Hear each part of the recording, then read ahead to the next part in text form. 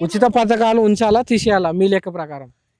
ఏ ఉచిత పథకం ఏదు సార్ నాకు తెలిసి ఎవ్వరికి ఇవ్వద్దు, రైతు బంధు తప్ప. ఈ బస్సు తీసేయాలి.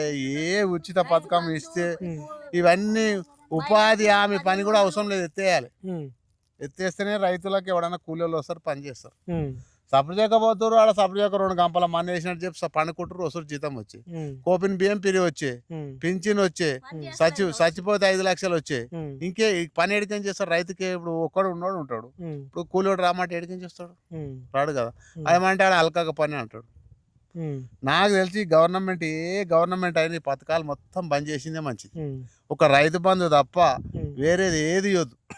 ఈ కోపిన్ బియ్యం కూడా పిరిగియొద్దు. ఎందుకు ఇవ్వాలి?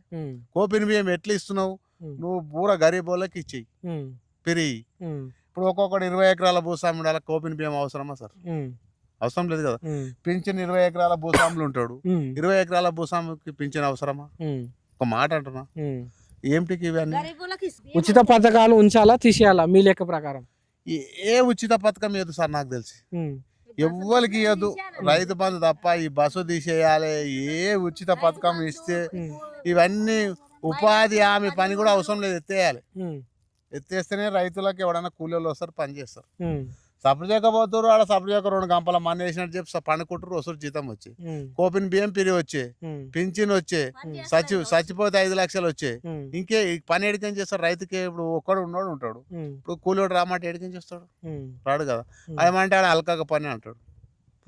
నాకు తెలిసి గవర్నమెంట్ అయిన ఈ పథకాలు మొత్తం బంద్ చేసిందే మంచిది. ఒక రైతు బంధు తప్ప వేరేది ఏది ఇవ్వద్దు. ఈ కోపిన్ బియ్యం కూడా పిరిగియొద్దు. ఎందుకు ఇవ్వాలి? కోపిన్ బియ్యం ఎట్లా ఇస్తున్నావు నువ్వు? పూర గరీబ్ వాళ్ళకి ఇచ్చేయి పిరిగి. ఇప్పుడు ఒక్కొక్కటి 20 ఎకరాల భూస్వామి ఉండాలి, కోపిన్ బియ్యం అవసరమా సార్? అవసరం లేదు కదా. పింఛన్ 20 ఎకరాల భూస్వాములు ఉంటాడు, 20 ఎకరాల భూస్వామికి పింఛన్ అవసరమా? ఒక మాట అంటున్నా, ఏమిటికి ఇవన్నీ?